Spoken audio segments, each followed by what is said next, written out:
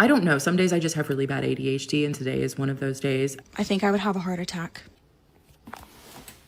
Today's accounts are some of the darkest you'll hear. They're full of human monsters and things that should not exist. It's the kind of stuff that won't let you sleep. I have a scary story for you today that comes to us from someone who lives on a rural property. And at the time that this story takes place, she said that she was actually staying in the home by herself because her husband was traveling for work. But she wasn't alone. She did have her 2 dogs with her. I also realized when I started recording this video that I never finished my makeup this morning. There were other things that I wanted to do, and I just walked away. I didn't blend. I didn't put mascara on, nothing. Today is a severely ADHD day, so this is not intentional. Anyway, this person who we're just going to call Carmen, she said that she lived rural. She didn't live on a farm. They did have some property. She said about 3 acres. They lived in a smaller house, a smaller cabin type house. There were woods that did line the back of their property. They had a backyard that was fenced in. She said it wasn't a privacy fence. It was basically like one of those fences, like a horse fence. But then they had put wire up along that fence to make sure that nothing could really get in or get out. Her husband did travel for work, so she was at the house often by herself. She said that she never felt anything threatening, any sense of impending doom. She always felt very safe where she was. Even though where she lived was rural, she said she did have neighbors that were not too far down the road. So she never felt completely secluded, and she also had her 2 big dogs that always stayed with her when her husband traveled. The day that this story takes place, Carmen said that she had stayed home the entire day. She didn't go anywhere. She didn't see anyone because she actually really wasn't feeling well. She told me that normally before bed at about 9:30, she would let her dogs out into their fenced-in backyard to use the bathroom. However, this night she decides, I'm going to go to bed early. I'm going to let them out at about like 8:45, and then I'm just going to go on ahead and head to bed because I'm really not feeling well. She opens the door that goes to the backyard, and immediately her 2 big dogs, they start growling and barking, and they immediately take off and beeline it for the corner of the fence in her backyard. Carmen said at this point she is ready for bed. She has plugged her phone in on her nightstand. She is in her jammies. She really doesn't want to deal with this right now. She's thinking there's just an animal out there in the woods along the fence line, and my dogs are reacting to that. So they do keep a flashlight by the back door. So Carmen grabs that flashlight, she flicks it on, and she starts shining it around the yard. She doesn't see anything, but her dogs will not leave this corner of the fence. They're just standing there barking, snarling, growling. She said this is really not like them. They do not do this. So she's thinking, there's an animal, it must be hurt, it must be stuck, something is wrong. So she has her little slippers on, she walks outside in her little jammy jams, and as she gets closer to the corner of this fence, she says that she can see something that looks like a black trash bag laying on the outside of her fence, just where the woods kind of meet her property line. She said it was not far, maybe like 3 feet. So she sees this and she's thinking, okay, my dogs are seeing this. It looks like maybe somebody dumped some trash. It's not normal. I don't really know how that got there, but that's weird. But this is what my dogs are reacting to. So she kind of walks out there to tell them that it's okay. And she is still shining her flashlight on this trash bag so that she can show her dogs, like, look, like it's just an inanimate object. Like it's completely fine. As she gets closer, she says that she realizes that this trash bag is actually moving. And as she gets even closer, she says, I realize this is not a trash bag because I see a man's hand. Carmen says that this does startle her. She's afraid. She realizes, oh, this is an actual person that is laying outside of my fence. That's very strange. But Carmen also said, I have the survival skills of a ripened avocado. She says she just stops where she is. She keeps shining her flashlight, and she actually asks this person, hey, are you okay? If you are on the edge of your seat screaming at Carmen, me too. So it's fine. She recognizes this. She asks this person, hey, are you okay? And she says that this person slowly stands up. And she said it doesn't even look like a normal stand up. It's basically like he unfolds from this weird little pretzel that he was laying in, hoping that she wouldn't see him. Once he stands up, Carmen says she realizes that this man is perfectly fine. And she says that's when it hits her. Her dogs are still snarling and barking and very upset. And Carmen realizes I should probably be afraid. Now, Carmen has left her cell phone inside charging on the nightstand because remember, she was getting ready to go to bed. So she doesn't have her phone. But she knows that this guy doesn't know that she doesn't have her phone. All Carmen has right now is this flashlight and her 2 big dogs. This man is standing on the other side of the fence about 10 feet away from Carmen. She slowly starts to back up. She grabs her dog's collar and slowly starts to go back to the house. She said, I'm not turning my back on this guy. I just tell him, hey, I don't know what you're doing here, but you're trespassing. You need to leave. Man looks at her and says, no. Carmen says, okay, well then I'm going to call the cops. And he says, don't do that. Girl! This man starts to approach the fence, kind of hang his arms over the fence, and then her dogs start to go ballistic. She says her dogs are not trained in any sort of like protection or anything like that, but in that moment, she knows that her dogs would have protected her, would have hurt this person. So she says, I know it was a lie, but I end up telling this guy, my dogs are highly trained, and if I give them the cue, they will come after you. Do not come into this yard. So the guy does not go over the fence because these dogs are still going crazy. So she's slowly backing into the house. She does not turn her back on this man. She gets inside, gets both of her dogs inside, locks the doors that lead to the back, makes sure that the front is locked, with still keeping an eye on the back doors. Like I said, it was a small cabin type house, an open layout, so she could see all the entrances. She gets to the bedroom. She grabs her cell phone, immediately calls authorities. Authorities say, like, we're 15 minutes out, we'll be there in 15 minutes, but Carmen's neighbor is actually a local sheriff. So while she is on the phone with 911, she texts her neighbor and lets him know that someone is trespassing on her property and she feels threatened. He says it doesn't take 35 seconds and this man is pulling into her drive with his patrol car, lights are on, sirens are going, hoping that he can just scare this guy off if he is trying to enter the home. So her neighbor, who's the sheriff, he jumps out of his car, he runs up to the house and he's like, where is he? And she tells him he was on the back corner of that fence. Carmen says that her neighbor immediately takes off, running towards that back corner of her property. He kind of stops at the corner of the fence, looks around, doesn't see anything, but kind of jerks his head towards the woods as if he hears something. So he immediately just takes off running into the trees. Carmen says that the responding officers to her call into 911 must have been traveling at light speed because they get there about 7 minutes later. They hop out of their car, they see the other sheriff car in the driveway, they're asking kind of what's going on, and she says, my neighbor just took off chasing something into the woods. So they then take off and follow into the woods. About 5 minutes later, the four of them come walking out of the tree line. So the two on-duty officers and her one neighbor who was off-duty have subdued this guy. He's cuffed, and they're just kind of walking him towards their patrol cars. And says she does notice that her neighbor who she had texted is carrying some type of a book bag.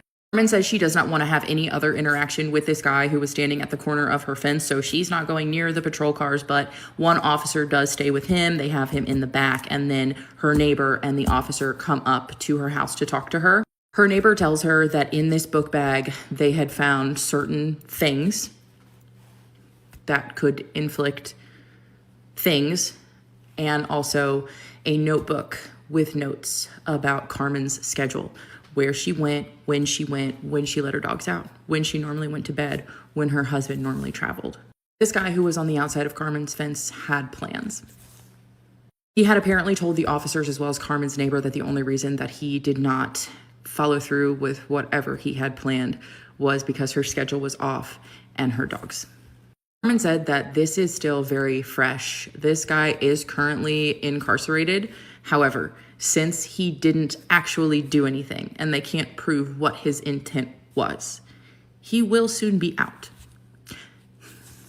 Since this incident, Carmen says that her husband has requested to stop traveling for work, so he is no longer leaving her alone at the home because of what happened. They also have put up a security system as well as security cameras and fenced in their entire property line, even into the woods. She says she knows that this probably won't deter him if he does want to come back as far as the fencing, but it gives her peace of mind. They also on this fence have mounted cameras so they can see if anyone does come onto their property. Carmen says it's a very unfortunate incident because in a place that she had always felt safe, she no longer felt safe. She said it seemed like a safe area. We were rural. We weren't, around a bunch of people who could find you or see you, and we trust all of our neighbors, and it has always seemed like a safe place, but she says now that security is completely shattered. In telling this story, Carmen hopes that she can bring awareness to other women to always be aware of your surroundings. Even if you are somewhere that you think that you are safe, always have your cell phone on you, always have some sort of protection on hand, even if it's your own backyard, especially if you are alone and by yourself. Not really sure how the legal system works or operates in situations like this. I don't know what this man could have or would have been charged with. I'm not sure, and Carmen did not elaborate. She just let us know that he is incarcerated and did get time for this. However, I don't know what his exact charges were.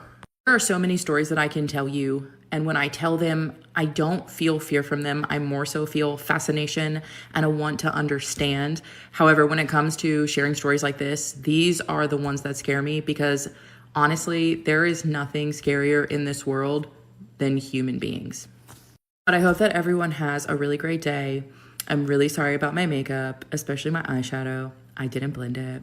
I don't know. Some days I just have really bad ADHD, and today is one of those days. It's that notebook that hits the hardest. Knowing he was out there tracking every single thing she did is quite a lot to handle. It's like he knew when she slept and when her husband left. That's why he was so bold. When she said he unfolded like a pretzel, I felt that in my chest. He was simply waiting for a chance to strike. If she hadn't been sick and changed her routine, who knows what could have happened. It makes you want to lock every window and door twice. People are far worse than ghosts or legends. I'm going to be thinking about that bag for a while. The guy with the files, right? You guys know who I'm talking about, might have a connection to the former CEO of Abercrombie who was arrested last year on federal and interstate charges. I'm just a girl, not a lawyer, trying to explain this to you guys in just a girl terms. I'm just a girl, you're just a girl. I'm trying to make this easy to understand because I don't think enough people were talking about it. But everything I'm talking about is public information you can find on the internet. Just a girl, not a lawyer. We're going to be referring to the guy with the files as Jay in this video. If you did not know, Jay essentially helped very wealthy people manage their wealth in private. One of his most prominent clients of all time was billionaire Leslie Wexner. Les Wexner, he's the longtime CEO and founder of L Brands, the retail empire that owned different brands such as Victoria's Secret and Bath & Body Works. So his company is the parent company for a bunch of other brands. He's commonly referred to as the king of retail. When Les hired Jay to manage his money, they became buddy-buddy, like inexplicably close, like inseparable almost. Les had had his same financial advisor since 1982. In 1989, so 7 years into them working together, Les said, hey, there's this guy who wants to pitch an investment opportunity to us. Let's meet with him. It was Jay. Les's longtime financial advisor remembers thinking that it was weird that he had not heard Jay's name before because he had been in the industry for so long that he basically knew every single person on Wall Street. But he gave him a chance, so him and Les went to go and meet with Jay. The financial advisor took one look at Jay and thought immediately that he was a fraud. They showed up at his office and there was nothing there, no sign of anyone working, which is a common theme in the mystery of Jay, but only Jay was there sitting at this desk that didn't even have a computer. The financial advisor has said, quote, Jay was trying to explain a currency trade he wanted to do. I have an MBA from Ohio State and I did not understand a word the man said, end quote. Leaving that meeting, the financial advisor warned Les to stay away from Jay, but Les did not listen. He ended up hiring Jay months later. His former financial advisor saying that he could not stand working alongside of Jay because he was the most arrogant person he had ever met in his entire life. He ended up quitting, leaving Les and Jay to work together, and their friendship only got closer and closer over time. Jay gained control over a significant portion of Les's assets, but also gained unusual access to the Victoria's Secret models. He would use this pitch for girls and women, saying that he would be able to make them successful in modeling, but he would only use this pitch to lure them in. And Jay had his partner in crime, GM, just like Michael Jeffries had his partner in crime, Matthew Smith. Okay, stay with me. In 1988, Les bought Abercrombie & Fitch for $47 million in cash, and 5 years into Les and Jay becoming besties, Les handpicked Michael Jeffries to run Abercrombie, and he did so from 1992 to 2014. In 2014, he stepped down. But Les had the money and the power. He was a billionaire. He owned Victoria's Secret, and Jay has been accused of using that connection to make aspiring female Victoria's Secret models his victims. And Les also owned Abercrombie & Fitch, made Michael Jeffrey CEO, and Michael has been accused of using that connection to make aspiring male Abercrombie models his victims. So Jay and Michael's cases were completely separate from each other and they targeted different groups of victims, but obviously a huge connection with Les, but also the similarities of what Jay has been accused of and how he allegedly ran his crimes are so eerily similar to everything that came out about how Michael Jeffries was running his crimes. Again, both had very close friendships with Les, and all I'm going to say is that I would not be surprised if Jay and Michael were also friends. In October of 2024 last year, 80-year-old Michael Jeffries and his partner, 61-year-old Matthew Smith, along with another associate, 71 James Jacobson, were arrested for allegedly recruiting men under the false pretenses of making them Abercrombie models, when in reality what they were doing was putting them through brutal and incredibly disturbing SA. Michael was 80 years old when he was arrested last year, but he was in his late 40s when he was actually the CEO of Abercrombie. So we have Michael Jeffries, he's the former CEO of Abercrombie. Matthew Smith was his partner, also his right-hand man, and James Jacobson was known as the middleman, kind of. The arrest happened because of a lawsuit filed in 2023. 15 men came forward and stated that they were led to believe that they could receive modeling opportunities at Abercrombie if they followed everything that Michael and his partner Matthew would direct them to do. So basically they would say, hey, we can make you an Abercrombie & Fitch model if you do X, Y, and Z, and then they would take the men to recruit them and tell them to do certain things. The allegations state that Michael, Matthew, and James, quote, employed coercive, fraudulent, and deceptive tactics in connection with the recruitment, hiring, transportation, obtaining, maintaining, solicitation, and payment of men to engage in commercial.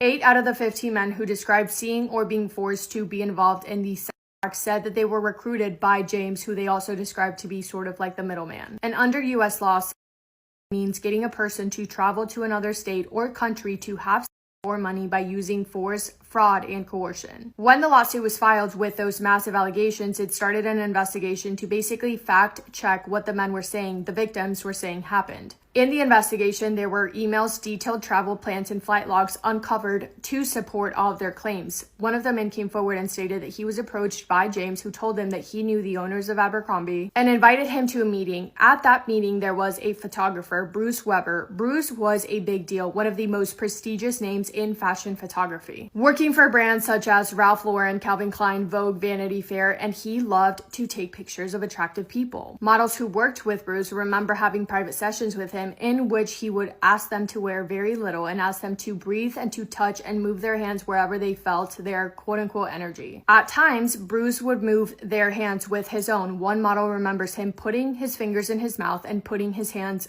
on him down there. Bruce has denied every single SA allegation made against him. But at that meeting, after talking, James suggested that the model let Bruce take pictures of him, and he claimed that James made it very clear to him that unless he let him perform on him, that he would not be meeting with Abercrombie or with Mike Jeffries. And he was told that he had to do it because that was how, quote, everybody got their start, end quote. When describing this, the victim has said that it felt like James was selling fame and the price was compliance. When he did eventually meet with Michael at his house in the Hamptons, the victim said that he was there to talk about his dreams and aspirations of becoming an Abercrombie & Fitch model. And after he got done talking with Michael and Matthew, Michael held something underneath his nose. It was a which can cause a strong head rush and disorientation, and then he had sex with him. As far as the other things that were also mentioned in the lawsuit, those allegedly included performing sex on Michael and Matthew and calling them tryouts. That happened only after James found the men, took pictures of them, forwarded the photos to Michael and Matthew to see if they liked the way that they looked. They were also allegedly ordered to wear costumes and use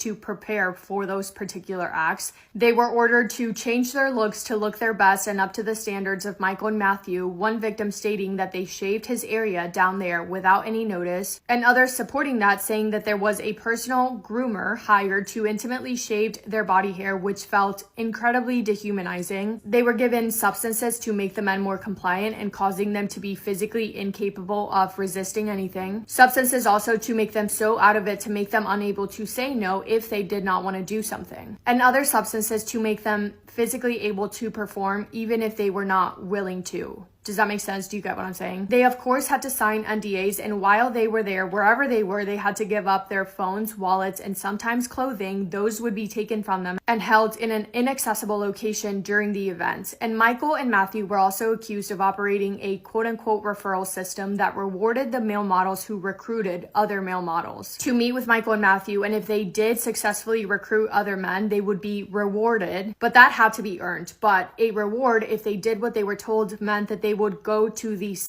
parties that Michael also attended and at times spent $1 million to host. Men who attended those parties said that Michael and Matthew would engage in activity with multiple men, about 4 men or more, and or that they would direct them to have with each other. Afterwards, staff members at those events would hand them envelopes filled with cash, thousands of dollars in cash. And if they said no to any demands, Michael would very quickly remind them that he could end their modeling careers with a snap of his finger. A lot of the men who have come forward stated that they felt like they got to a point in which Michael and Matthew were supporting them financially, leaving them to feel like they had to do what was asked for them or else they would be in debt to Michael. Michael had a house in the Hamptons, and allegedly a lot of his events and parties would be held there. Staff members later claimed that they were instructed to leave and completely vacate the premises every single Saturday for years because their boss Michael was having quote-unquote playtime. When they returned, the house was always clean, but weirdly clean, like sterile, like a hospital. Allegedly, this happened from 2008 to 2015, and Michael used millions of dollars to be able to facilitate this, traveling throughout the US and internationally in order to recruit his victims and or host his parties. Some of those places included New York, London, Paris, Venice, and Morocco. And he used employees, contractors, and security professionals sales to help him with everything to get it done and to make sure that nobody ever found out about it. I don't know about you, but that to me sounds like almost exactly the same to not only the things that Jay did, but also the other music module whose name rhymes with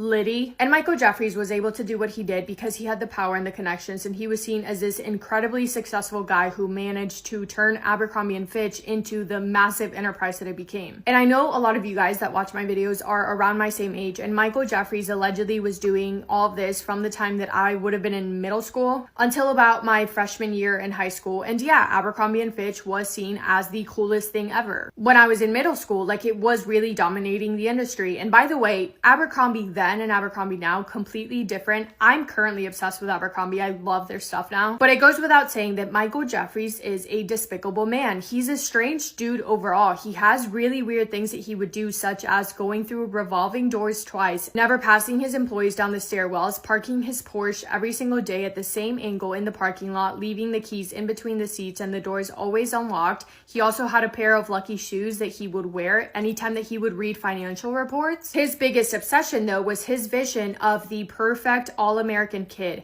And back then, Michael Jeffries would flat out say that his target market was targeting the cool, popular kids. A psychologist described it as, quote, "They were selling the most popular people in class, the quarterback and the head cheerleader," end quote. And Michael himself said, quote, "We hire good-looking people in our stores because good-looking people attract other good-looking people, and we want to market to cool, good-looking people. We don't want to market to anyone other than that. In every school, there are the cool and popular kids, and there are the not-so-cool kids. Candidly, we go after the cool kids. We go after the attractive all-American kid with a great attitude and a lot of friends. A lot of people don't belong in our clothes, and they can't belong. Are we exclusionary? Absolutely," end quote. And they absolutely did deliberately leave out certain people or groups. For example, the stores did not sell clothes for women larger than a size US 10. They did for men, but not for women, on purpose. Stores also would not get in trouble by Michael if their numbers or their sales were down, but they would get in trouble if the employees that they hired were not good looking enough. Stores had to pick their 10 most attractive employees, take pictures of them, send them over to corporate, and corporate would approve them and make those 10 people be at the front of the store. A former manager said, quote, "The thinner, more conventionally attractive you were, the closer you were to the front," end quote. And the most quote unquote facially symmetric people were also put at the front of the store to fold the t-shirts and be there to greet the guests. Any employee who gained a significant amount of weight was fired or just taken off the schedule completely.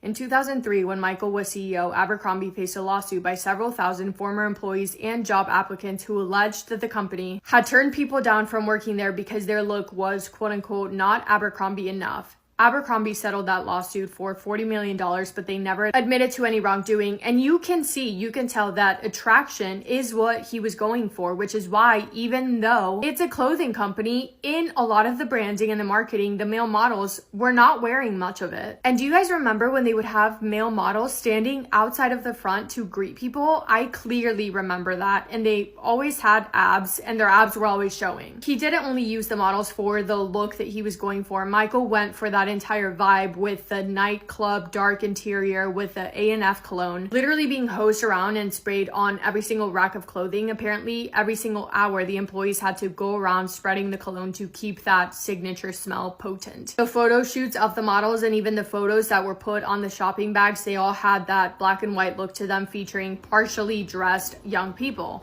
Now knowing everything that was happening with the models behind the scenes, it is so incredibly disturbing. It makes me sick. So the arrest obviously happened a decade after Michael Jeffries stepped down as CEO, because only then did the victims feel safe enough to come forward and speak out. But a big question following the arrest was, how much about this entire thing did the executives at Abercrombie & Fitch really know apart from Michael and Matthew? Well, Abercrombie says that they had no idea, but it is important to know that having access to the things that he did definitely facilitated Michael in him being able to do what he did. Not to mention, he was not only the CEO, but also the chairman of the company for 22 years. He spent millions of dollars hosting these parties, not only funding the actual party, but also to pay for entertainers and hotel rooms. He also used the corporate jet excessively. In 1 year alone, because of Abercrombie, Michael made $71 million.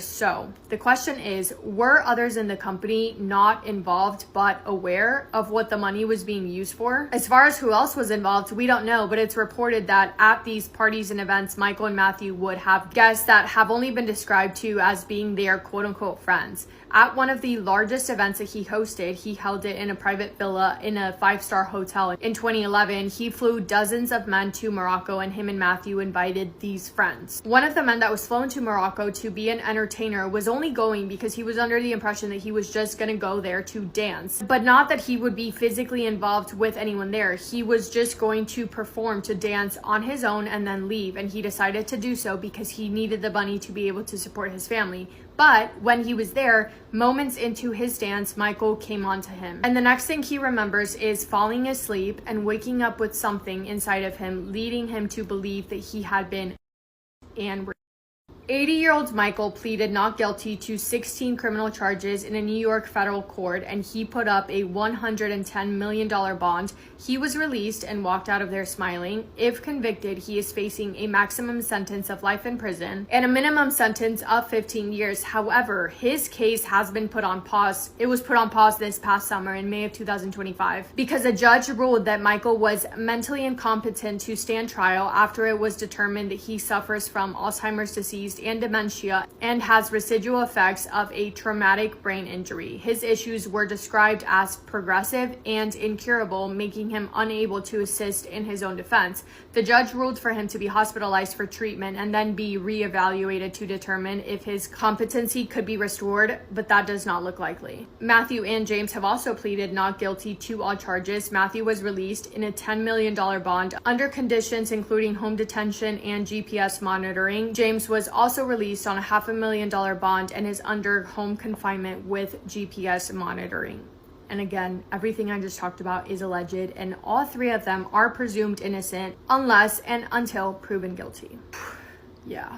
Hopefully this video does not get taken down because I'm eager to see what you guys have to say. Saturday afternoons at the house sounded like a total horror show for the staff. Getting kicked out every single week so Jeffries could have his playtime is already bad enough. But coming back to a home that smelled like a sterile hospital is even more sinister. They were basically erasing every trace of what happened to those guys. It seems like he built a whole empire just to have a supply of victims. The way he allegedly used that drug to keep them from fighting back is a special kind of evil. Knowing how long he got away with this while selling an image is a big deal. When I was younger, around 9 or 10, I used to share a room with my sister, but she got sick of me, so we moved me into another room. Every night around midnight, I kept hearing something under my bed but was too scared to look underneath.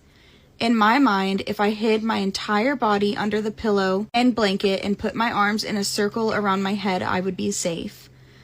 I waited for what felt like hours, but was only probably a few minutes and peeked out. When I looked at our kitchen table, which was right outside my room, I saw not one, not two, but 5 ghosts all around the table talking. It was like all of the ghosts in the neighborhood came to our house to catch up. I was terrified and hid under my blankets and pillows, but still heard the whispers of someone under my bed. I passed out listening to that voice every night for the next year and a half until I finally convinced my parents to make me and my sister share a room again. The next time when I was 10 or 11, I was taking a bath and just laying in the water with my face out and eyes closed. Then something felt really off. I got the feeling I was being watched. I figured it was my mom or sister asking how much longer I'll be, but when I opened my eyes, there was an old woman in our mirror staring at me with the most evil expression I have ever seen a person give a child. I immediately screamed at the top of my lungs. My mom and dad rushed in and the old lady was gone. I tried telling them what happened, but they said it was just my imagination and asked if I wanted to go to therapy. I never saw the old lady again, but I showered every night after that. The next time me and my sister were playing outside. Something you should know about me is if there are no parents or grown-ups around, I made myself the protector. But me and my sister were playing outside in the kid pool, and mind you, I was probably 8 and my sister 12. We have a wooden fence all the way around the backyard. No one can see unless they look through a hole or jump up and hang on. Anyway, we were playing and I got that uneasy feeling again and looked at the back of the fence. There was a hole to see through, and when I looked at the hole, I saw an eyeball staring at us. My sister screamed when she saw it, and I jumped into protective mode and ran to the fence to tell the creep off. Maybe keep him there till my dad got outside. But when I went over there, there was nothing there. Like no one had been in the alley for days. There were no shoe prints, nothing. My dad and neighbor went through trying to find anything showing we were making it up, but nothing was there. We didn't play outside again until years later. Last one, I had become a live-in nanny for my friend's sister. They lived in the middle of nowhere and had a family thing to go to, so I stayed back to pick up the house. I was at the sink, which had a glass window above it, but faced the laundry room, and I could see the reflection of the half-bath window. I'm listening to music and having fun doing the dishes when I look up and see a head, neck, and shoulders in the bathroom window reflection. I gasp and turn around to the window and see nothing. I grab a weapon and go outside to check it out, and that's when I see there is no way someone could have been standing there with the window so high and the ground so low. I went back into the house and screamed, "Get out," with tears running down my cheeks, then went back outside and called my mom until they came back home. When they got home, I told them what happened and we all tried laughing it away. It was hard to sleep there for a while, but thankfully I never saw it again. And this all happened in Kansas? And isn't Kansas like part of the Appalachian Mountains? If it is, then all of these stories make a lot of sense. But the one where she was laying in bed and saw all those ghosts like around her kitchen table, I think I would have a heart attack. This happened when I was very small and my mom worked night shifts far from home. Every night when she left, I would sleep in her bed because it felt comforting while she was gone.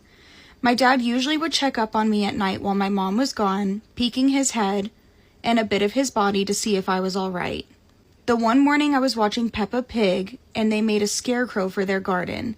Since we had a garden, I thought it would be a good idea to also make one with my mom. We eventually made one and had it in our garden. It was quite small, maybe 3 or 4 feet. Ever since we made it, I would start seeing shadow figures in the corner of my eye. At night, I would also see this 7-foot stick figure at my doorway doing the same peeking thing my dad did. I was very scared and told my mom about it. My mom believed me and we tore the scarecrow apart. Ever since then, I never saw anything like that. Finally, a parent that believes their child, y'all. Ghosts hanging out in the kitchen like it's some kind of neighborhood meeting is totally weird. You'd think your own home is the one place where you're safe, but they are just there talking while you're in the next room. That 7-foot stick figure doing the exact same peeking thing as her dad is really over the line. It feels as if whatever it was knew how to trick her by copying her dad's habit. I would have been out of that house so quickly. At least her mom finally listened and helped her get rid of that scarecrow, because parents usually tend to ignore this kind of stuff. It's awful. There was a story about this guy named Mark. Mark and his brother were cave explorers, and one particular time they find themselves in Utah in Zion National Park, and they came across this stream, and the stream led into this good-sized cave. So they go into the cave and they start following this stream, and it starts to turn into a larger river that's underground.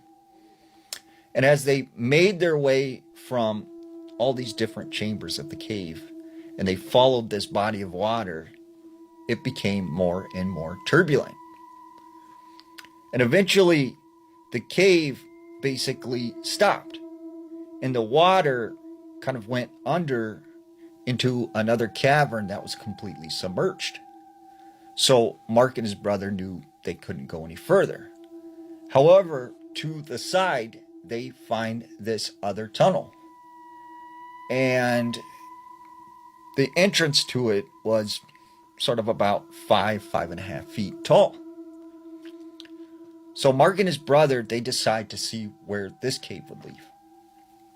So they go into it, and it started to get a little lower and a little lower. And soon they found themselves on their knees. And then eventually it got smaller to the point where now they were crawling on their hands and knees. And eventually the cave gets to where it's, several inches. And Mark's brother's like, we should probably turn back. It's too dangerous, too risky. We could get stuck. But Mark's like, no, I just want to push a little further and see what is up ahead. So Mark goes on forward, and he's now like on his stomach, and he's basically, crawling, wiggling his way through this tight crevice. And it kind of came to this little opening, and it dropped down and it went into another cave. And then it dropped down and it went into another cave. Well, he said eventually it got to a point where he couldn't go any further. But it was so tight that the only way he could get out of there was just sort of to wiggle backwards, because he couldn't turn around. So he starts just kind of wiggling his way out. And as he backed up, he didn't realize that he went into another cave that he didn't see. And he ends up finding himself in a tighter space than he was before.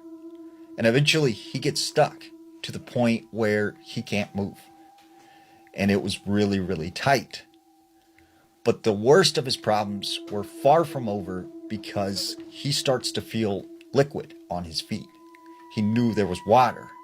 And that's when it occurred to him, it must be raining outside, and this thing is going to start to flood. And I'm stuck here in this tight crevice. So he starts trying to wiggle and trying to get out, but he's just very, very stuck. And so he starts screaming for his brother. And he kind of hears his brother, but it's very muffled to the point where he can't understand him. And he doesn't think that his brother can make out what he's saying. So he knows he's basically stuck there. And all these thoughts just start going through his head, like, what's going to happen? I'm going to, drown. And he starts panicking, feeling claustrophobic. And he doesn't realize, like, is he up? Is he down? He kind of loses his sense of where he is at. And he said the water just slowly rose and rose. And eventually it gets up to his hips. And something about that water must have helped him, because he was able to loosen himself enough to where he could get out and he could go forward. And he ended up making it out of this tight crevice and back into an area where it was a little wider. And right at that moment, he sees this cave that he was just in fill up with water. And he makes it out just at the right time. He finds his brother and they get out of there. But he said the scariest part about all of it was he was thinking how that water just, ran into another cavern that was submerged. And he kind of just wondered, like, where did that water even go? Like, how deep does it go? And he thought, if they fell into that water, the current would basically just continuously take them down deep into the earth. What is it about a full moon that makes people go mad? Ask anyone who works the night shift, and they will tell you, if it's a full moon, then it's going to be a very long, creepy night. Now, there was this man named Luis. Luis was an Uber driver from Mesa, Arizona. One Friday night, while he was working his shift, he gets a request for a ride out in Apache Junction. And he knew that it was going to be a big score, because he was going to make a lot of money off this ride. So he accepts it. He heads out to Apache Junction to the location on his phone. But it takes him out on this desert road, and it tells him to stop. So he looks at the person he's supposed to pick up. It's an older Native American man. And sure enough, standing off in the desert is this Native American man with this long black hair, headband, this cut-off t-shirt, and these blue jeans. He said this guy just walked over to the vehicle, and he goes, hey, I'm Luis, I'm your Uber driver. Are you so-and-so? And he, confirms this is the person he's supposed to pick up. So he said the guy got in a car, and he had this bag with him, and he set it down next to him. And as they started to drive and head towards Phoenix. He said this guy gave him this weird vibe. But once again, he knew this was a big score. He would make a lot of money off this. So he said, I just need to get him to Phoenix. Now, as he's driving, he tried to have a conversation with this guy, but he could tell he didn't like to talk.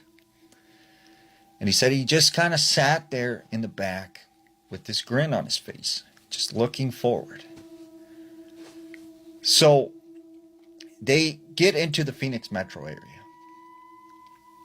and he figures out where this guy's supposed to go. So he gets him to this house on the outskirts of town, and it's this trailer. The guy says, just stop right here and let me out. So he stops the car. The guy gets out, and he walks all the way up to the trailer and gets in. Luis is about ready to pull off when he notices this guy has left his bag in the back seat. So he grabs the bag and he gets out of the vehicle and he makes his way towards the trailer. Well, one thing he noticed about the trailer is it was completely dark. There were no lights around it. There were no lights on inside. And so he was kind of freaked out. As he gets a little closer, he started to hear this howling. It sounded almost like a coyote or a dog or something. So he makes his way to the door of this trailer, and he can see the doors open. And as he looks through the screen, he sees this dog. It's very large, completely black, covered in lots of fur. And he said this dog was just kind of pacing back and forth in the trailer. And so he slowly knocks on the door and is like, hey, it's your Uber driver, you left your bag. He said that's when he heard sort of this creaking sound. He said that's when the dog came over to the door, didn't bark, it didn't act like, a normal dog would. He said the dog walks up to the screen door, and when it lifted up his head, he said it had the face of the man that he had given a ride.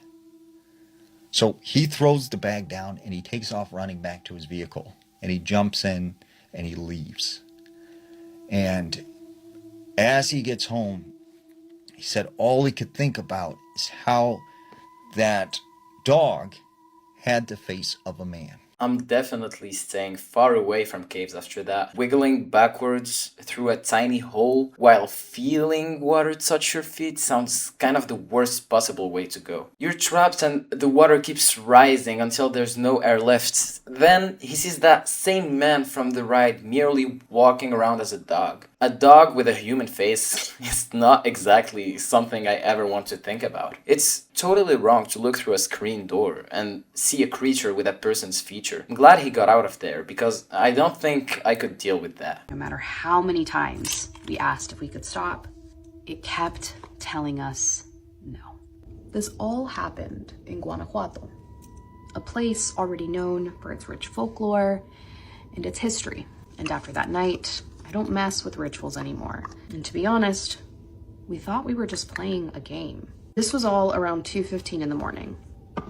And my cousins, Allie and Alexis, were hanging out at her house, bored and watching a movie. Everyone else was asleep downstairs. Now the house itself was already a little strange. It had 2 floors, but they weren't connected from the inside. If you wanted to go upstairs, you had to go outside, climb a staircase, and enter through a separate door. So technically where we were alone, completely cut off from the rest of the house and anyone else in it. At some point, my cousin got this idea. Oh, no. It's always one with an idea, and the idea is never good, but everybody just goes along with it. We should try something. A game, she said. She didn't even fully explain what it was, just that we needed coins.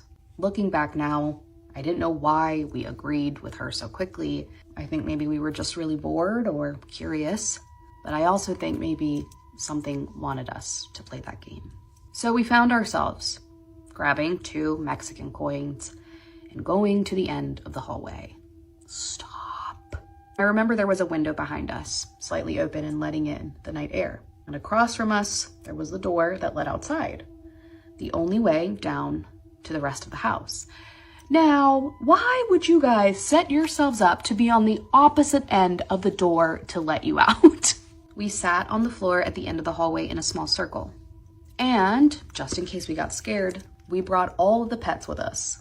The dog, the cat, and 2 bunnies. Y'all are so wrong for that. Y'all are so wrong for dragging the animals into this. At the time, it almost felt funny, like we were just kids trying to scare ourselves, playing a game because we were bored and had nothing else to do. The instructions to the game were simple. Each coin had 2 sides, an eagle on one side and the value of the coin on the other.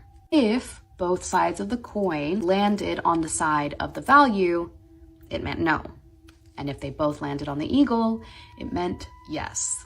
I don't like where this is going. Why are we doing this? And if the coins happened to land to where they were mixed, it meant maybe. While flipping the coins, we had to say the same thing every time. Sara. Sarita. Over and over and over again, we said those 2 words. At first, we were asking really dumb questions, trying to just get some sort of reaction from the coins that made sense.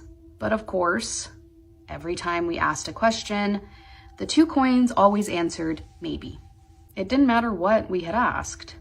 Maybe after maybe after maybe. When Allie realized that that's all the coins were answering, she started to get uncomfortable pretty quickly. We all noticed it on her face. She said she wanted to stop playing. Y'all need to listen to Allie. Allie's the only one with some sense in this circle. She asked the coins, "Can I leave the game?" And after all those maybes, they answered no. We all laughed a little, obviously nervous, so she asked again, "Can I leave the game?" And again, the coins told us no. This is freaking me out. Genuinely, this is scaring me. Desperately, she asked a few more times, and every time the coins said no.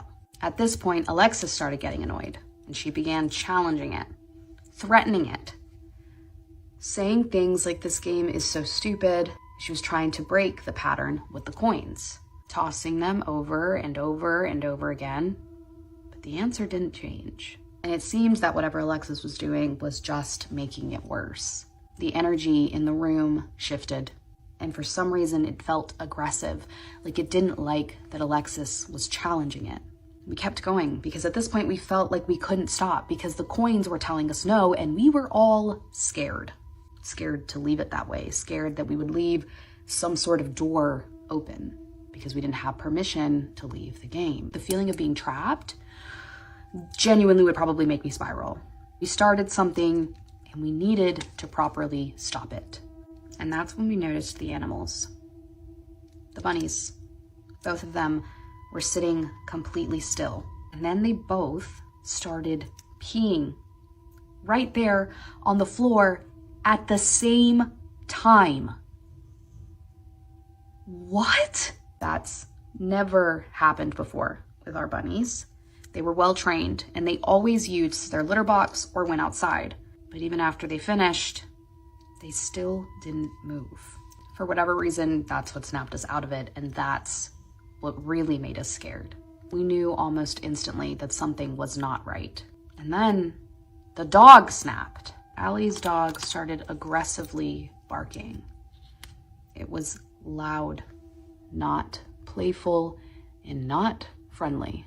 If the animals are freaking out, something is not right. I remember thinking that even though the dog sounded aggressive, he seemed terrified, and he was facing the door, the one that led outside, the only way in and the only way out. Oh no. You're trapped? You're trapped. The barking got worse, and it was more frantic, like something was right on the other side of the door, or maybe right in front of it. At that point, we all grabbed each other and backed into the corner of the hallway as far away from that door as we could get. None of us wanted to move. We didn't even want to breathe too loudly. We were afraid that if we did, whatever was clearly in front of that door would notice us. I think we're past that. I think you've been noticed. And then, as if somebody had snapped their fingers, it all stopped instantly. Silence.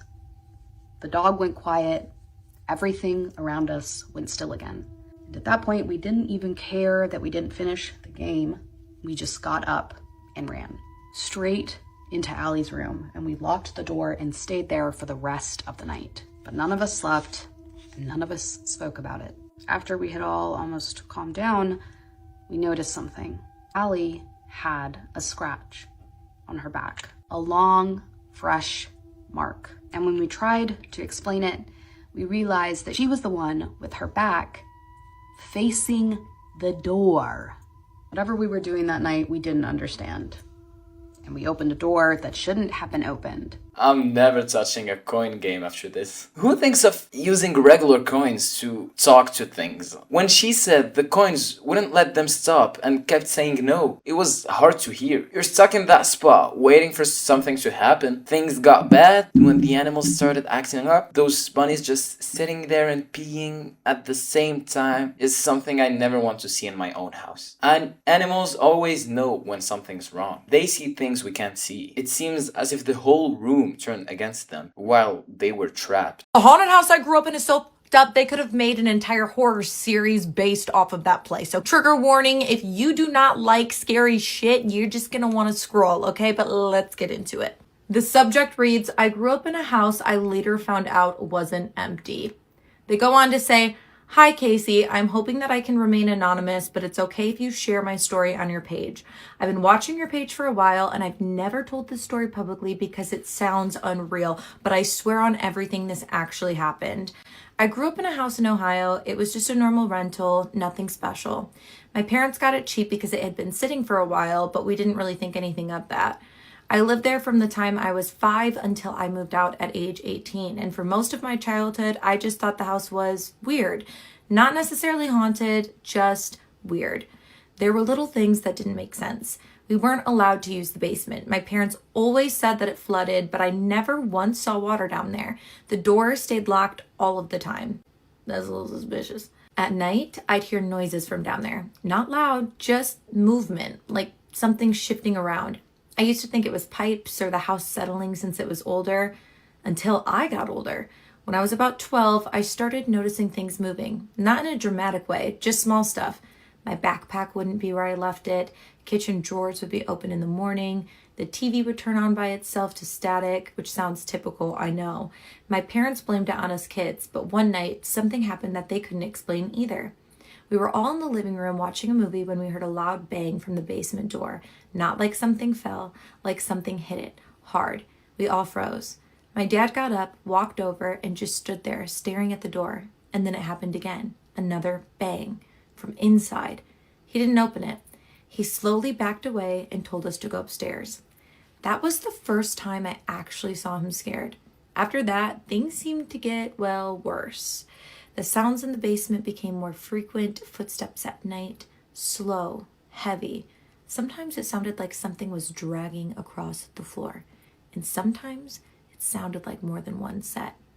I started sleeping with my door locked for peace of mind, but the worst part wasn't the noises, it was the feeling. There were certain spots in the house where it felt like you were being watched so intensely you couldn't breathe. The hallway outside my room was the worst. I would literally sprint through it at night because I couldn't shake the feeling that if I slowed down, something would be right behind me. When I was 16, I finally asked my mom why the house had been empty for so long before we moved in. She got really quiet, and then she told me something that I wish I had never known. Before we moved in, a family lived there. There had been some kind of incident. She didn't go into detail at first, but I pushed. Eventually, she told me the entire family was found unalived inside the house. Not all in one place, different rooms. It was like they tried to get away from something. There was no clear explanation, no break-in, and no sign of anyone else being there. And after that, well, no one wanted to live in the house until us. I asked her why she never told us. She said she didn't want us to be scared. But here's what I can't stop thinking about. Those noises in the basement. We were never supposed to go down there, ever. But a few months before we moved out, I did anyway. My parents weren't home, so I found the key. I don't know what I expected, but it wasn't this. The basement was completely empty. No furniture, no storage, nada, nothing. The concrete floor covered in deep scratches, long uneven marks like something had been dragged over and over and over. And in one corner, there were these weird 2 dents in the door from the inside, almost like something had been trying to get out. I locked it back up and I never told my parents I went down there. We ended up moving out a few months later, and I thought that would be the end of it. But it wasn't. Because now, every once in a while, late at night, I wake up to a sound I haven't heard in years. A slow, heavy, dragging noise right outside my bedroom door. And I start to think that whatever was in that house might not have stayed there. And after watching your videos, it seems like you have similar instances and situations where it seems that paranormal activity follows you where you go. I'm starting to wonder if that's the same with me. Anyways, thank you for taking the time to listen to my story and possibly share it on your page. It's really nice to know other people have had similar experiences. It makes me feel a lot less crazy. Damn, girl. Damn, that got me. When I read this earlier, when I got to the point where the whole family was in there, I was like hair on the back of my neck type vibes. Hearing about that family being found in different rooms is so bad. I bet they were all trying to hide from something. And then her mom says she just didn't want the kids to be scared. I would never look at my parents the same way. They kept a secret that huge. That dragging sound she's hearing at her new place is the worst. Knowing it followed her from that house is a whole different level of bad for her. I'm honestly surprised she can even close her eyes at night. It might be right there in the total dark now. At 11:40 a.m. on December 21st, 2003, 3 young men who were longtime childhood friends hopped in a truck and began traveling south. They were 22-year-old Brett Mann and 19-year-olds Sean Blowers and Ashley McGuff. They lived in a coastal city called Darwin, which is actually the capital of the Northern Territory in Australia. The Northern Territory, also known as the Top End, is located in the central north of the continent. It is 6 times larger than the UK, but has 280 times less people living in it. Specifically, the UK is home to roughly 70 million people, whereas the Top End is home to only 250,000 people, and half of them live in Darwin. There are many reasons why the Top End is so underpopulated, ranging from politics to poor infrastructure, but the most obvious reason that so few people choose to live in this part of Australia is because it is wildly rugged and dangerous. It is scorchingly hot year-round, and the weather in general is just unbelievably unpredictable and violent. And as the old saying goes, all the animals there are trying to kill you and each other. But Brett, Sean, and Ashley had grown up in Darwin, and so they were accustomed to the hazards of living in the Top End, and so they weren't really concerned about them. What they were concerned with was finding things to do and not getting bored in the city. That particular day, in order to ward off boredom, the trio had decided they would head out to a salt flat that was located about 50 miles to the southwest of Darwin. It was this wide open plain that they could just race around on their quad bikes on. And so they loaded these quad bikes into their trailer, attached it to their truck, they hopped in their truck, and at 11:40 a.m. they started heading south out of Darwin. The first road they were on was this fairly desolate dirt road that wound around through the wilderness, and it passed by the iconic eucalyptus trees that are very well known in Australia. It passed by palm trees and giant termite mounds, and after driving on this dirt road for about 30 minutes, the trio passed by the Tumbling Waters Holiday Park, which is a vacation resort for adventurous families. And then beyond this park, there really was no more civilization. They were headed right into the outback of Australia. And so this was kind of like the last mark of civilization. And so the trio, they drive for another 30 minutes past the park. And at some point, all of the trees on either side of the road start getting more and more dense until they begin kind of encroaching over the road, as if it looks like you're driving directly through the heart of a jungle. And they would have recognized this change in scenery as meaning they were nearing the Finniss River, which was off to their right beyond all of the trees. So they couldn't see it, but they knew they were close. And the Finniss River was not a huge waterway. It was a 30-mile stretch that ran east to west through the top end. And what it was known for was being very brackish and dark. You could not see into this water more than maybe an inch or two. So it almost appeared black. And so the trio continued driving along through this kind of jungle atmosphere until the left side of the road began to thin out again. And then it eventually revealed the salt flats up to their left. And so at that point, the trio pulled off on the right side of the road where the vegetation was still very thick. And then the trio hopped out of the truck. They went around to their trailer. They dropped the gate. And one by one, they pulled their quad bikes off. And then each of them hopped on and drove out onto the flats. That day, the flats were actually very muddy because it had recently rained really, really heavy in that area. And so the trio spent just as much time racing each other on the flats as they did trying to drive close to each other and spray mud on each other.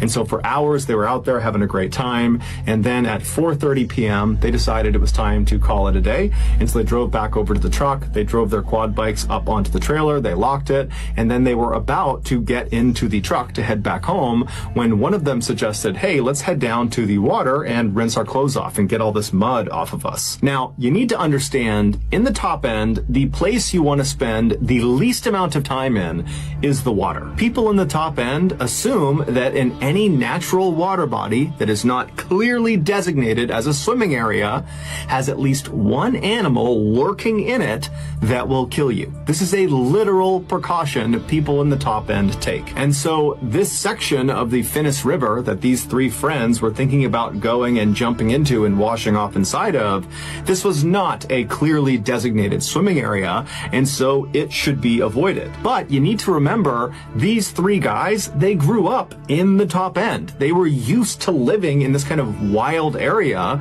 and they'd also come to the salt flats so many times over the years, and they had jumped into the Finniss River before to wash off and go swimming, and nothing had ever happened. And so really, the idea that the Finniss River could be dangerous to them, it didn't really cross their mind. They felt like, you know what, we've been there, done that. Nothing's going to happen to us.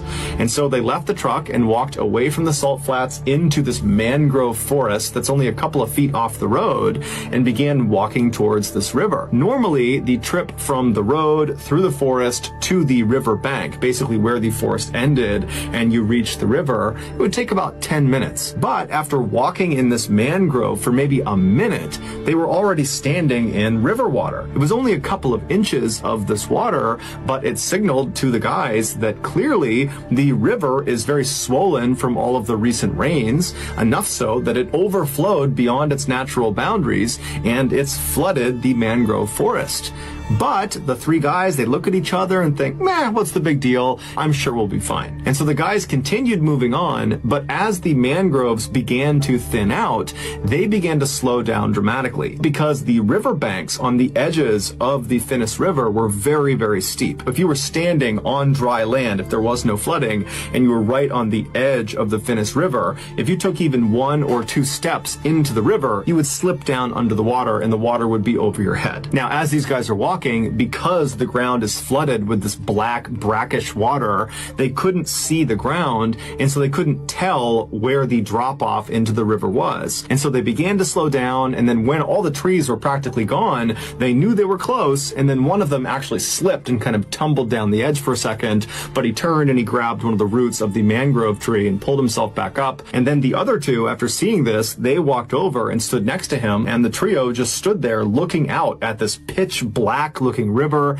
that was very clearly moving faster than normal because of all this excess rain. But they kind of looked at each other and thought, you know what, it's not that big of a deal. You know, we'll hold on to the roots of these mangroves and lower ourselves over the embankment. We'll wash ourselves off, pull ourselves back up. no big deal. And so they each turned around and grabbed a root of one of the many mangrove trees that marked the edge of this forest, and while holding on, they would lower their lower half down past the embankment until they were submerged. They rubbed all the mud off of themselves, being very careful not to let go of the mangrove at any point.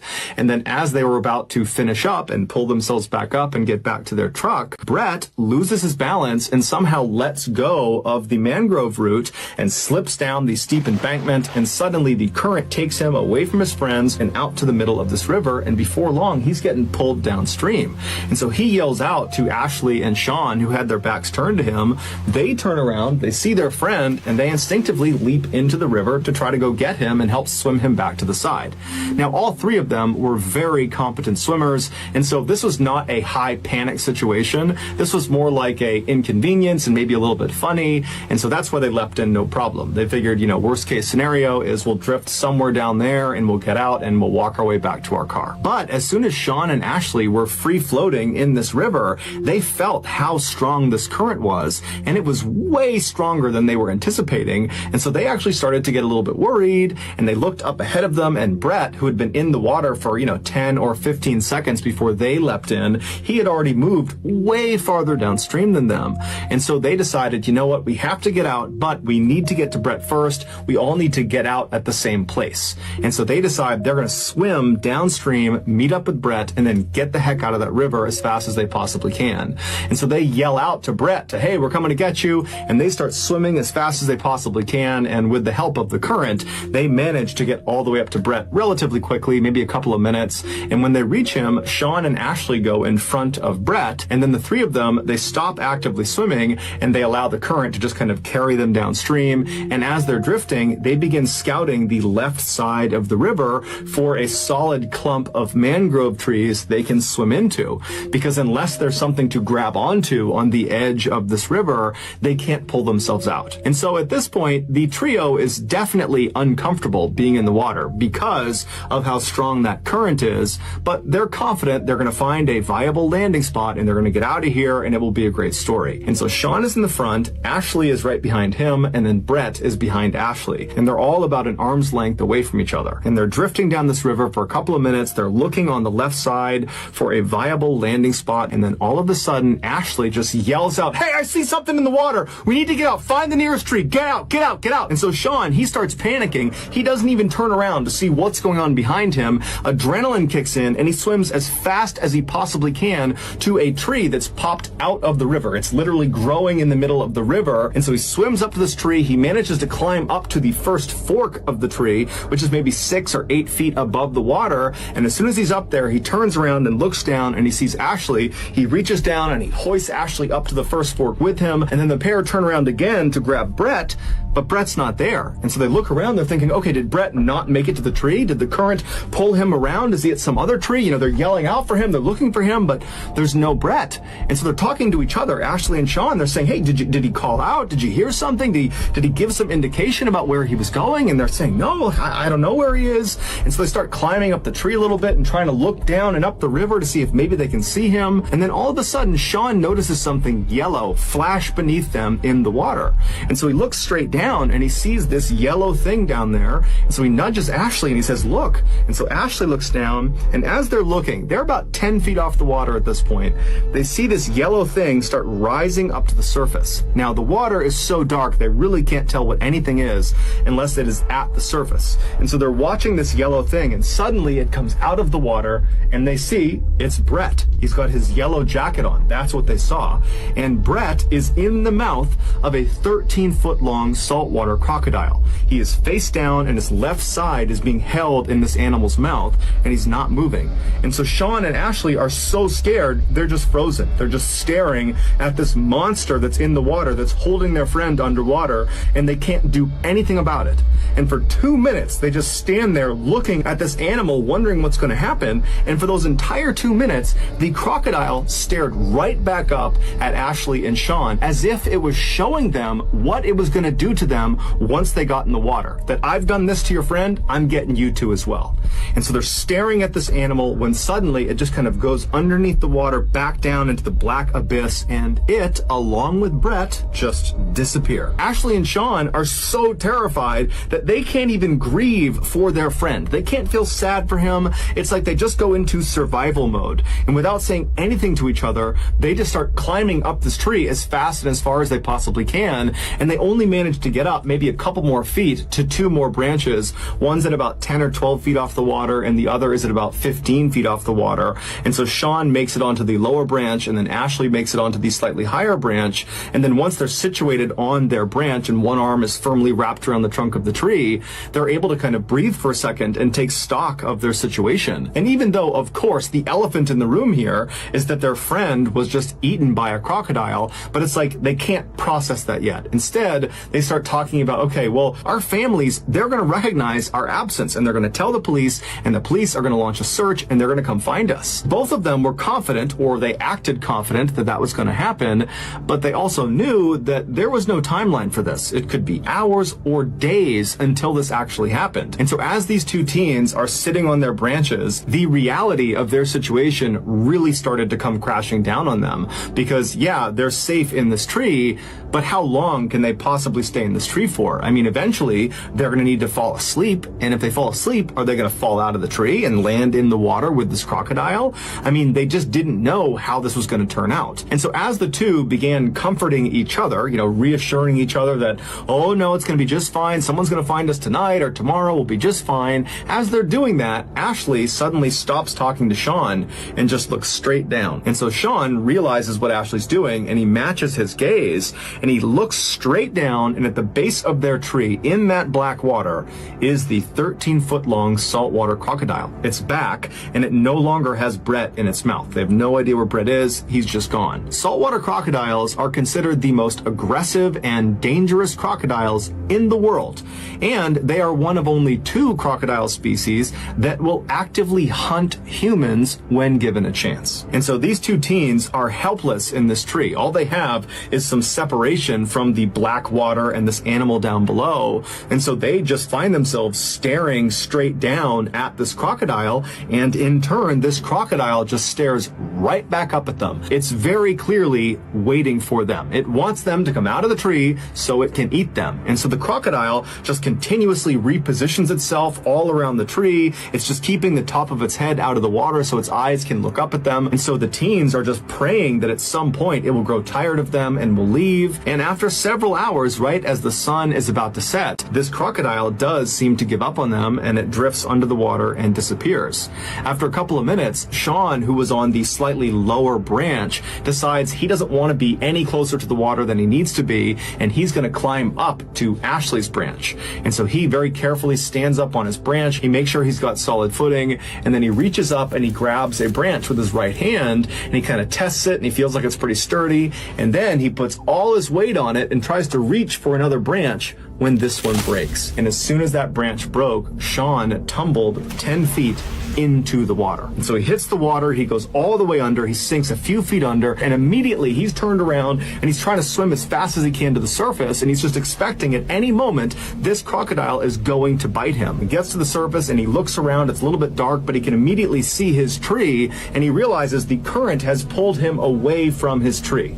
And so in a panic, he starts swimming and kicking his legs as hard as he possibly can to get back to this tree. And he knows the whole time he's kicking his legs, he's just attracting the attention of this crocodile, but he's got nothing else he can do. He's got no other tree he can reasonably get to that will provide safety from this animal. And so with every ounce of energy he's got, he kicks and swims, and finally he manages to grab a root of this tree that his friend is still inside of, and he begins pulling himself with his lower half still submerged in the water. And so as he's dragging himself towards the trunk of this tree, he's just waiting for this crocodile to bite down on his legs, and finally he gets to the trunk of the tree and he's able to pull his body out of the water, and he clambers up to that original branch he was on, and then he and Ashley work to get him up to Ashley's branch. And as soon as he sits down next to Ashley and he's secure, they both look down, and just a little ways away from the tree, basically in the area where Sean had just landed in the water, they see with the little light that is left, this crocodile swimming right back over to the tree, and it camps out right underneath. Sean had gotten out just in time. When the sun finally did set about 10 or 15 minutes later, it became pitch black. There's no ambient light in this part of the world. There aren't any buildings or cities close enough to this area, and so it is truly pitch black. And so they could no longer see the crocodile down below. But they knew it was there because periodically they would hear it repositioning itself right underneath them. Also, because it was so dark, the two teens could not actually see each other. And so they began holding on to each other, and then anytime either of them moved, they would announce their movement to the other, just so they knew they had not fallen asleep and were not falling out of the tree to a horrible death. And so a few hours went by like this, where it was silence with the exception of the sounds of this crocodile repositioning itself periodically. A little after midnight, a huge storm rolled into this area, and it began absolutely downpouring, and the raindrops that were hitting the river were so loud that the teens could no longer hear the sound of this crocodile, and so they had no idea if it was still down below them or not. But every time lightning would strike, it would illuminate the sky for that flash of a second, and in that flash they would look down and there would be the crocodile. After several hours of this super intense downpour, the two teens also started to become concerned that all this additional rain could raise the water level of the river all the way up high enough that this crocodile might be able to jump out and reach their legs. But because it was so dark, they couldn't actually see the top of the water, and so they had no way of knowing if the water levels were actually rising or not. And so they both kind of sucked their legs up onto this branch and tried to make themselves as small as they could while still remaining anchored to each other and also to the branch. And that's how they sat for the next several hours, just hoping they would survive the night. Finally, when the sun came up that following morning, the teens immediately noticed that the crocodile was still right below them, just lurking at the base of the tree, waiting for them. And they also noticed the water level of the river had clearly come up quite a bit. And so if they weren't rescued soon, there was a good chance that another heavy rainstorm, that crocodile would be in range of them, and there was nowhere they could go. They were as high up as they could get. Not to mention the fact they were hypothermic, they were weak, they were tired, and if you fall asleep, you're going to fall in the water. And so the two teens, they knew they did not have much time left. Luckily, at 10 a.m. that morning, they heard the sound of a police officer who was out in the mangrove forest.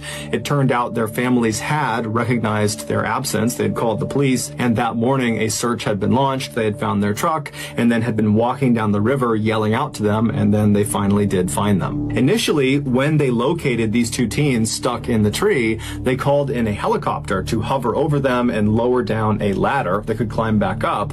But when the helicopter got close to this tree, the rotor wash from the spinning blades, it practically blew the boys out of the tree, and this crocodile was still in the water. The rescuers could see it, the boys could still see it, and so there was this fear that the helicopter would literally send them into the water to their death. And so they had to abandon the helicopter approach. However, the blades of that helicopter did ultimately scare this crocodile, and the crocodile swam away. And so as soon as the helicopter was off station, they had a boat come in, and the boat got right underneath the two boys. They jumped down into it, and they were brought to safety. The two boys were brought to a hospital where doctors determined they were physically okay, but both of them were severely traumatized from what they had just been through. As for Brett, despite an exhaustive search of that river, they never found his body or any of his clothing or any belongings he had on him, and they never found the crocodile that killed him. The thought of that giant crocodile holding their friend while staring directly at them is very tough. Sounds like the animal was actually taunting them before